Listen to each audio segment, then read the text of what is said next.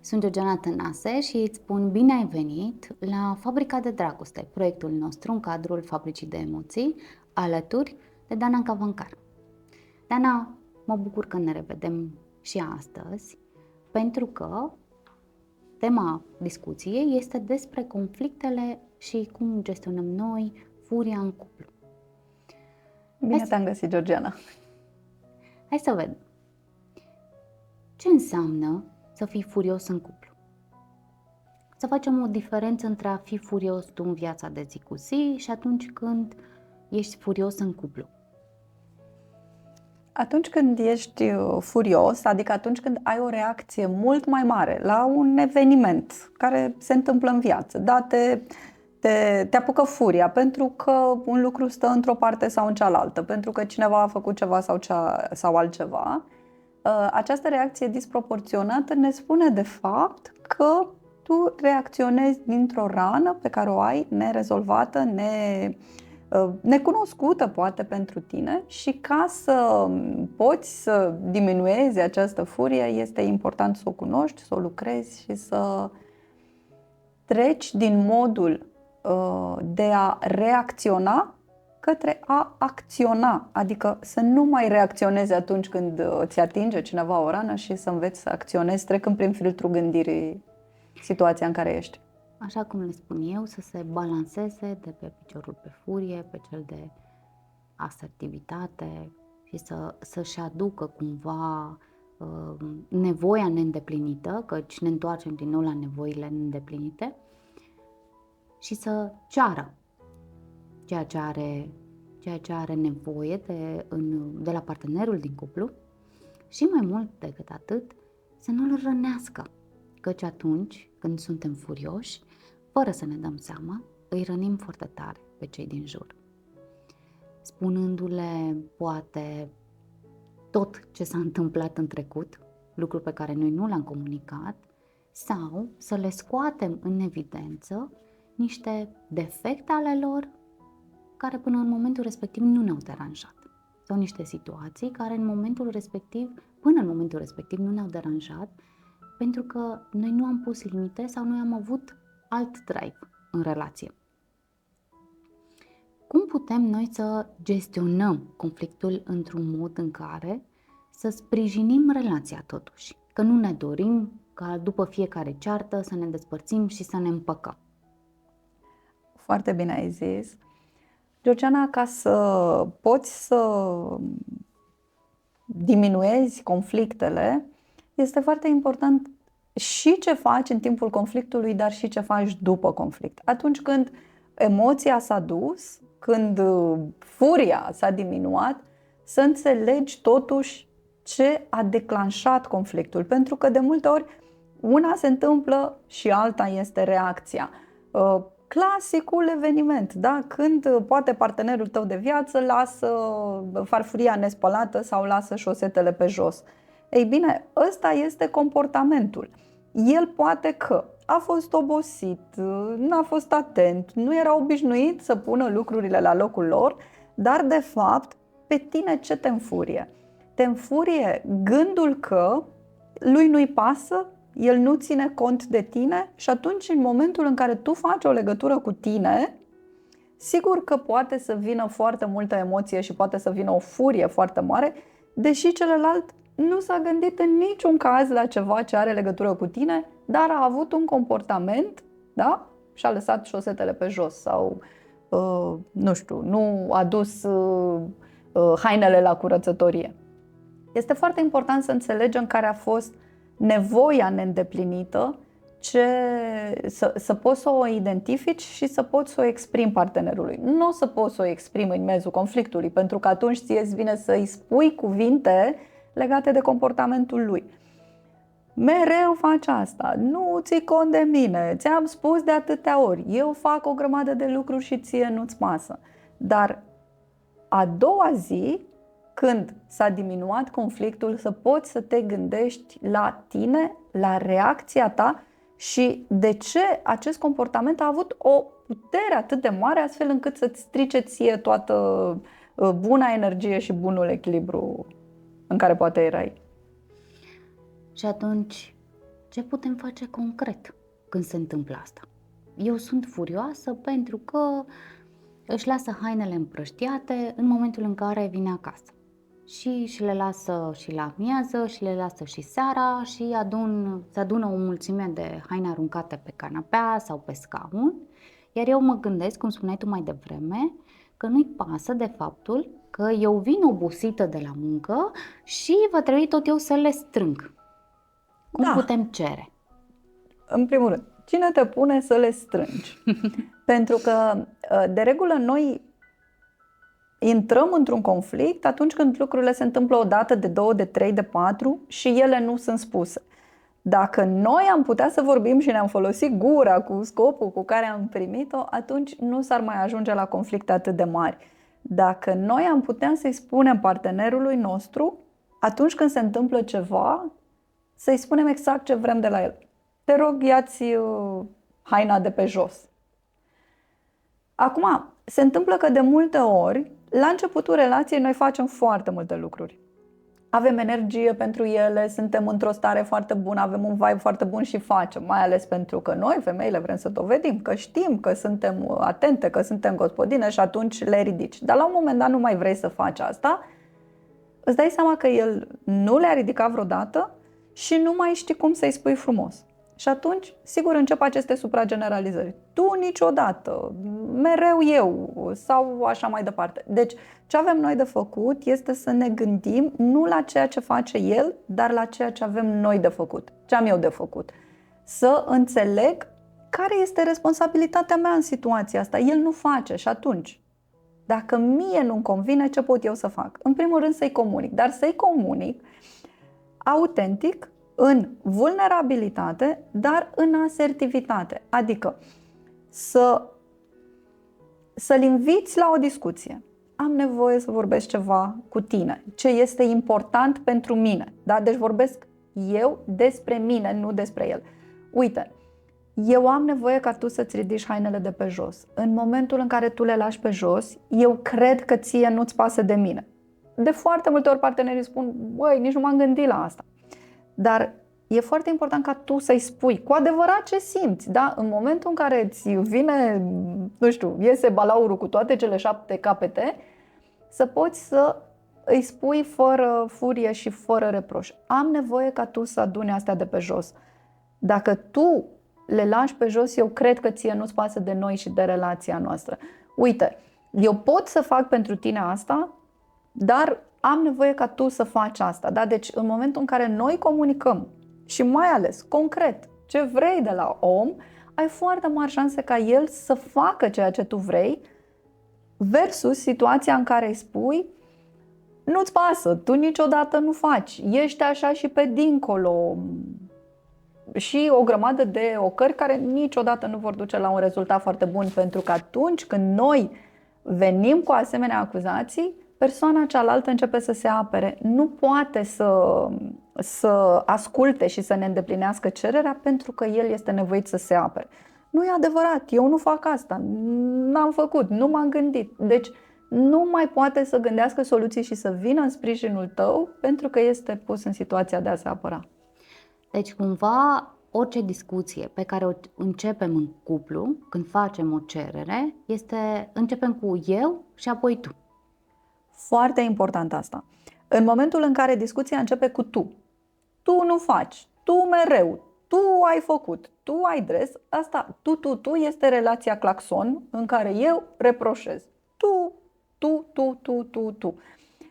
Oamenii nu pot să te asculte. În momentul în care tu vorbești așa, celălalt se închide, fie își pregătește răspunsul astfel încât să se apere, dar nu poate să gândească soluții. Dacă tu începi cu eu îți cer, am nevoie, eu mă simt așa. În momentul în care îi spui unui om, eu mă simt nevalorizată și neiubită și nerespectată când tu faci asta, nu mai este despre el. Omul înțelege cum te simți tu. Dar când îi spui, ești un nesimțit, atunci asta nu poate să aducă împăcare în niciun caz și nici diminuarea conflictului. Cum depășim obstacolele? Atunci când lucrurile se inflamează foarte tare, apar tensiunile și ajungem să ne certăm poate zi de zi sau măcar de 4 ori pe săptămână, cum ne dăm seama că trebuie să ne oprim? Și cum facem resetarea asta? Ca să putem să ne oprim, este important să ne reevaluăm ce vrem de la viață și ce vrem de la cuplu. Ce vrem de la omul care ne intră în viață? Vrem să ne simțim în siguranță, vrei să te simți iubit, vrei să te simți respectat. Și atunci, în momentul în care și el țipă, și tu țipi, și aia nu-ți convine, și aia nu mai e bună, să-ți regândești ceea ce tu vrei. De ce sunt eu aici? Cine este omul ăsta? Ce calități are? Ce aduce el în viața mea? E bun pentru mine? Și dacă este bun, să faci tot ce stă în puterile tale să lucrezi la relație pentru a-ți schimba viața. Dar de multe ori nu trebuie să faci asta pentru că vrei să faci ceva pentru el, dar pentru că tu vrei să trăiești o viață bună, pentru că tu vrei să fii mai liniștit, pentru că tu vrei să aduci iubirea în viața ta. Din acest motiv e important ca cel care la un moment dat are momentul ăsta de luciditate și gândește, băi, trăim doar în conflict. Stai puțin, eu vreau asta, nu vreau asta. Și atunci sunt anumite tehnici, da? Să te dai un pas în spate, să nu mai izbucnești un conflict imediat ce nu-ți convine ceva, să ceri cu vulnerabilitate, să vorbești despre tine și nu despre el, da? Să faci un efort pentru ca tu să aduci, să readuci acolo în relație ceea ce face o relație să funcționeze. Iubirea, respectul, comunicarea asertivă. Și aici mă gândesc așa, că în momentul în care te retragi puțin și îți iei cele 5 minute să îți reglezi propria ta furie ca să poți să te întorci în relație, să restabilești liniștea, partenerul uneori are impresia că eviți conflictul și fugi. Cum îi explicăm asta? Ce înseamnă să fugi cu adevărat în momentul în care te cerți? Bine ar fi să poți să-i spui. Bine ar fi dacă noi am putea să ne identificăm aceste emoții și să le afirmăm. Simt că mă apucă o furie pe care nu pot să mi-o stăpânesc, am nevoie de 5 minute. Acum, depinde foarte mult cum primește celălalt, pentru că în conflict întotdeauna sunt doi. În relație sunt doi, în conflict sunt doi. Deci contează mult și ce primești din partea cealaltă. Dar la orice întrebare de genul ăsta, răspunsul este legat de comunicare. Să poți să spui, am nevoie de 5 minute. Vreau să-ți iei hainele astea de pe jos, te rog. Adu-mi și mie un pahar cu apă. Nu vreau să fac asta astăzi, simt că nu pot, dar hai să o fac mâine. Da? Deci în momentul în care noi învățăm să vorbim, foarte multe conflicte nu mai au loc să existe. Dacă eu îți spun ție în momentul în care nu-mi place ceva, aș vrea să te rog să eviți să faci asta, atunci nu se mai adună. Conflictele însă sunt situații care pot să apară foarte ușor. Uneori nu ne putem hotărî ce culoare de fotolii să ne cumpărăm. Eu vreau ceva, tu vrei ceva. Și aici oamenii trebuie să aleagă varianta bună pentru relație, bună pentru casă, bună pentru cuplu. Nu există un adevăr absolut. Există adevărul tău și adevărul meu. Cum putem să ajungem la mijloc? Putem să ajungem la mijloc atunci când ne preocupă cuplu și nu dreptatea fiecăruia. Și aici mă gândesc așa, că în momentul în care există un echilibru totuși între a face eu un compromis către tine atunci când alegi fotoliul odată și pot să aleg eu canapeaua în același ton, căci dacă eu renunț frecvent, eu fac compromisuri frecvent sau de dragul relației, știi, de dragul relației tac din gură, ca să nu escaladeze un conflict. Ce mă gândesc este că se duce iar într-o zonă de subjugare relația, iar unul este fericit, unul nefericit. Eu îmi îndeplinesc dorințele, că nu mai este vorba de nevoi, ci de acolo sunt dorințele mele, și celălalt renunță la propriile nevoi, tocmai ca relația asta în mintea lor să funcționeze, doar că e un mit. Căci la un moment dat, tot la un conflict puternic vor ajunge, că cel care a tăcut din gură mult timp, la un moment dat va izbucni. Și atunci va refula absolut toată furia pe care el a strâns-o. Sau ea. Cu siguranță că se poate întâmpla asta. Există un celebru terapeut de cuplu, Gottman, care a făcut o cercetare foarte interesantă pe foarte multe cupluri.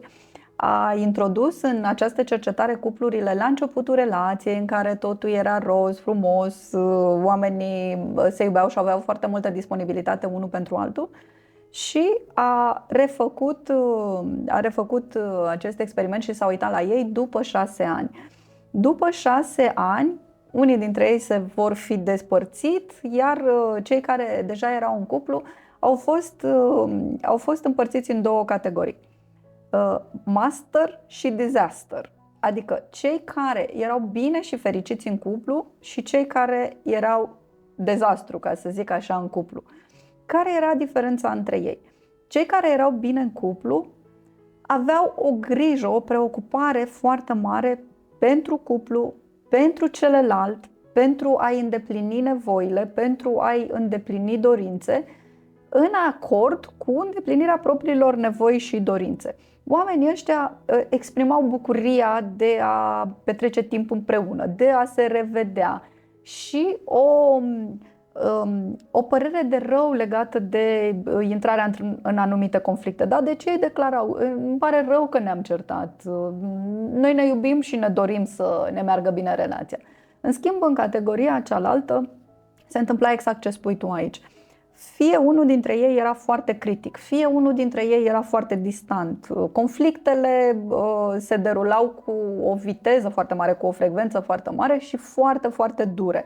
Și în momentul în care te uiți la ei, poți să prezici cu destul de mare exactitate ce se va întâmpla în viitor în cuplurile respective.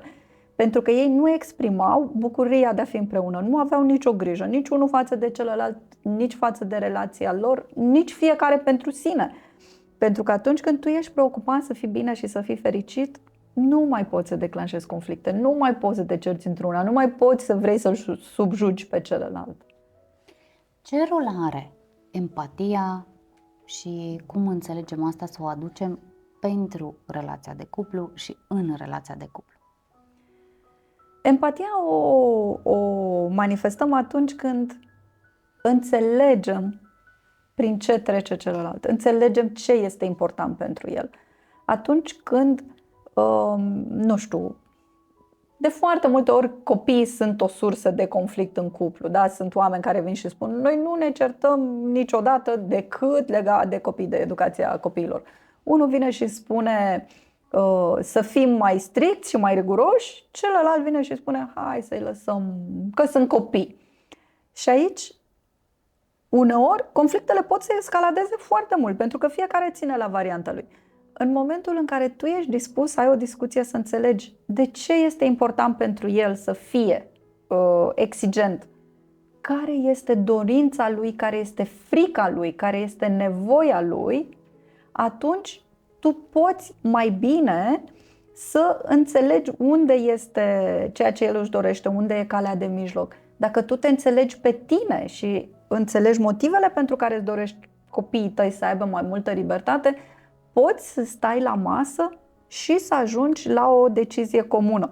Dar dacă nu stai la masă și nu înțelegi de ce partenerul vrea o educație mai exigentă, atunci s-ar putea ca fiecare să tragă ca surzii, da? Fiecare în altă parte și copiii să devină sursă de conflict permanent.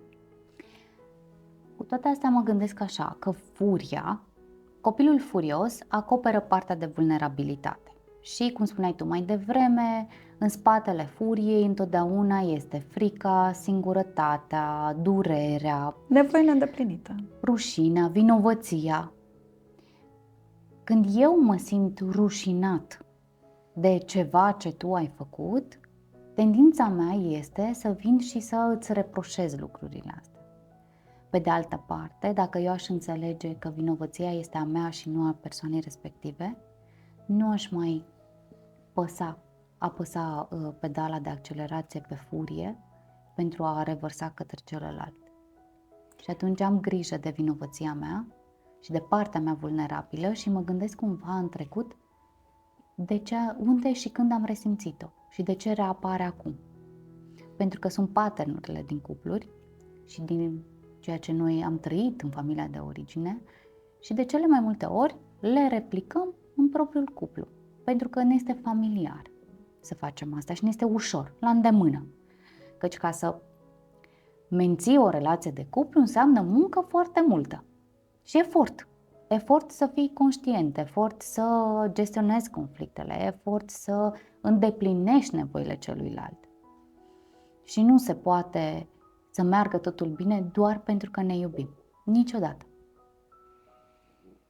Acum, știi tu, ca să nu mai intri cu ușurință în conflicte, trebuie să-ți dorești să fii bine. Și de multe ori uităm asta. Ca să poți să te ții departe de conflicte, trebuie să gândești 2 pași înainte. Da? Intru în casă și nu-mi convine ce găsesc. E foarte important să gândesc 2 pași înainte. Dacă eu acum intru în casă și încep să reproșez, să țin, ce voi câștiga? Evident că voi câștiga, da? Deci dacă intru în luptă, voi câștiga luptă. Dacă intru în casă, nu-mi place ce găsesc și gândesc 2 pași înainte, îmi gândesc cuvintele, cum să le cer să facă ce e de făcut, cum să-i rog să mă ajute, cum să le spun cum mă simt și ce avem nevoie. De ce n-au făcut? Pentru că de multe ori noi nu ne gândim, noi nu vedem că poate ceilalți sunt ocupați cu ceva, poate că sunt bolnavi, poate că au avut o zi foarte grea.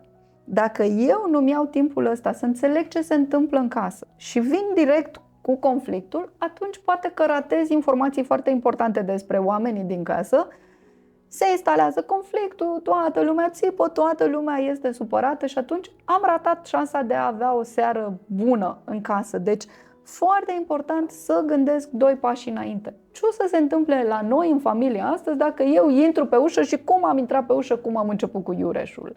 Când oamenii au capacitatea asta de a se stăpâni puțin, de a nu mai reacționa, da? Nu trebuie să reacționezi la tot ceea ce ți se întâmplă, atunci scade și frecvența acestor conflicte. Mă gândesc așa, ce am putea noi învăța din conflictele avute deja sau din conflictele la care noi am asistat în copilăria noastră timpurie, adică acasă, la mama și la tata. Pentru că ei nu au avut parte de educația asta pentru cuplu și de a-și gestiona emoțiile. Și atunci mă gândesc că odată ce eu am asistat la astfel de certuri, tendința mea este să intru în rolul unuia dintre părinți cu care eu am avut o relație mai bună sau mai simbiotică și să încep să aplic în relația mea, de cuplu sau copii. Venim cu tot felul de păreri absolute în cuplu, pe care le-am învățat de la părinți, clar. Am învățat de la mamă că bărbatul trebuie să. Sau bărbatul a învățat de la părinții lui că femeia trebuie să. Și atunci tu te duci în noua ta familie și vii cu tot bagajul tău de acasă. Asta e foarte important să știm. Când devenim părinți, devenim părinții noștri. Când intrăm în relații de cuplu, devenim părinții noștri și venim cu toate aceste trebuie din familia noastră de origine. În familia de origine am învățat cum se iubește partenerul. Dacă îl iubești, dacă îl critici, dacă îl înveți tu cum se trăiește viața. Din familia de origine venim cu modalități de gestionare a banilor. Din familia de origine venim cu tot bagajul legat de viața intimă și de sexualitate. Din familia de origine venim cu toată atitudinea noastră față de femeie versus față de bărbat. Și atunci e nevoie de foarte multă înțelepciune ca să schimbăm. Deși mulți dintre noi poate că spun eu niciodată n-am să fac ca mama sau ca tata, ne trezim făcând exact la fel. Pentru că asta am văzut, asta am trăit, asta știm să facem. Să poți să te oprești și să te gândești, stai puțin, cine a zis că femeia stă jos și bărbatul în picioare? Sau cine a zis că bărbatul stă jos și femeia în picioare? Asta este ceea ce cred eu sau asta este ceea ce mi s-a transmis? Cum e bine pentru noi ca cuplu? Care este regula în familia noastră pe care o stabilesc eu de comun acord cu partenera mea de cuplu? Asta ce cer eu se întâmpla în casa părinților mei. Pentru mine e bun lucrul ăsta. Ca să putem să ajungem la concluzii de genul acesta, e nevoie de foarte multă înțelepciune. În primul rând să nu mai reacționăm. Să înțelegem că ei au avut anumite reguli, anumite credințe limitative pe care eu pot să le schimb dacă nu-s bune pentru mine. Deci cumva e necesar să punem reguli în familie înainte de a veni copii și apoi adaptăm regulile și adăugăm niște reguli pentru întreaga dinamică a familiei. Căci dacă ele nu au fost puse de la bun început, ulterior ne este foarte greu să ne gândim că avem nevoie de ele și atunci se creează haosul și certurile și tot ce ni se întâmplă de fapt. Copiii rare ori îmbunătățesc viața de familie. Mai degrabă copiii sunt o mare sursă de conflict. De ce? Pentru că cuplul tânăr, format, la începutul relației, este entuziasmat, are timp, are spațiu pentru intimitate, are odihnă, are preocupare pentru carieră. În momentul în care vine copilul, toată grija se îndreaptă, copilul intră în toate aspectele astea. Copilul intră și îți afectează cariera, copilul intră și îți afectează somnul, copilul intră și îți afectează viața intimă, copilul vine și îți afectează ieșirile în oraș. Și atunci, el, da, este o mare sursă de bucurie, ți-ai dorit copilul. Dar în aceste condiții în care ești obosit, ești stresat, ești preocupat de 1.000.000 de alte lucruri care nu erau în viața ta, copilul devine o mare sursă de conflict. Și atunci noi trebuie să ne fi format toate abilitățile care să ne ajute să supraviețuim în cuplu înainte de decizia de a avea un copil. Dacă noi nu știm să comunicăm atunci când suntem odihniți și când suntem singuri și când avem timp și când avem toate aceste lucruri de partea noastră, cu siguranță nu o să mai putem să facem față la tot stresul, oboseala și dinamica care se instalează odată cu venirea unui copil. Deci cumva sănătos ar fi pentru cei de acasă să apeleze la terapia de cuplu chiar înainte de a se căsători, pentru că așa vor învăța să-și negocieze valorile, obiectivele relației, regulile relației și vor ști să construiască pe o structură stabilă și sănătoasă pentru ei. Când mă gândesc la cuvântul furie, mă gândesc la o destabilizare puternică a cuplului. Poate chiar dacă este pentru un scurt moment. Dar când apare furia asta puternică, fiecare dintre parteneri se simte rănit. Și dacă suntem atenți la ce face furia sau la pilonul pe care noi îl atacăm din cuplu și revenim aici la bani, comunicare, sex și partea asta de afecțiune, ne putem da seama cum să o reparăm repejor. Pentru că dacă dăm voie furiei să destabilizeze un pilon, apoi ceilalți se duc ca la domino. Și indiferent de pilonul care este afectat în conflictul respectiv, întotdeauna începem cu partea de comunicare și apoi afecțiune, apoi sex și apoi discutăm despre bani. Așa este. În cuplu oamenii se ceartă din două motive. Sunt problemele din totdeauna și problemele punctuale care apar din când în când în viața de zi cu zi. Problemele din totdeauna sunt cele la care oamenii fac referire în felul următor. De când te cunosc, ți-am spus că. Da? Și tot aducem și readucem în discuție faptul că nu mă scoți în oraș. Ți-am spus de când te-am cunoscut că vreau să mă scoți în oraș. Plus certurile care apar și conflictele care apar legate de diverse lucruri de zi cu zi. Dacă ți-am spus de 1000 de ori și n-ai făcut nimic, atunci este foarte important să mă uit și la modul în care îți spun da? Deci mă uit la lucruri care țin de mine și la modul în care tu ești pregătit și ai resurse să-mi îndeplinești asta. Pentru că poate că eu ți-am cerut de când ne-am cunoscut, dar și eu ți-am spus de când ne-am cunoscut că nu îmi place și nu vreau să fac asta. Și atunci eu nu fac pentru că țin la varianta mea, tu tot îmi reproșezi pentru că ții la varianta ta. Să vrem, să ne dorim să meargă cuplul, înseamnă să găsim varianta de mijloc. Ce este suportabil și pentru tine și ce este satisfăcător și pentru mine. Astea sunt problemele care apar întotdeauna și se spune că problemele astea nerezolvate pe care le-am sau lucrurile care nu ne-au plăcut în relație de la început sunt cele care la un moment dat determină divorțul, separarea, dacă nu sunt rezolvate. Asta ce înseamnă? Să mă uit cu adevărat la modul în care cer și la resursele partenerului. După aia, conflictele de zi cu zi sunt conflicte care pot să apară cu foarte mare ușurință și au putere atunci când cuplul nu mai are putere. Când nu mai suntem preocupați pentru binele cuplului, atunci lăsăm conflictele să fie foarte mari și scade respectul pe care ni-l oferim. În momentul în care scade respectul și atunci începem să ne strigăm tot felul de vorbe care mai grele, atunci ăsta e un predictor pentru dezastru care urmează să se întâmple. Studiile arată că putem preveni dezastrul în proporție, adică divorțul, la asta mă refer, în proporție de 80% dacă venim la terapia de cuplu în faza incipientă, adică în prima etapă. Dacă a trecut 1 an, 2, 3 și conflictele persistă, scade undeva la 20%. Cumva realist vorbind, cam asta este rata de succes a unei terapii de cuplu dacă partenerii vin atunci când este prea târziu, când nu mai au disponibilitate, dorința de a se conecta și dorința de a depune un efort. Pentru că spun așa, da, eu te cred, da, să-i scriu bilețelele astea pentru ce îi sunt recunoscătoare, am obosit. Nu mai are sens acum. Nu mai are sens.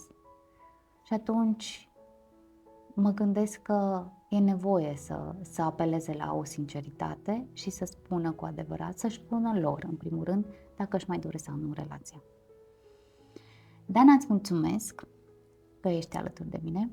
Vă mulțumesc și vouă și ne vedem în episodul următor cu Fabrica de Dragoste.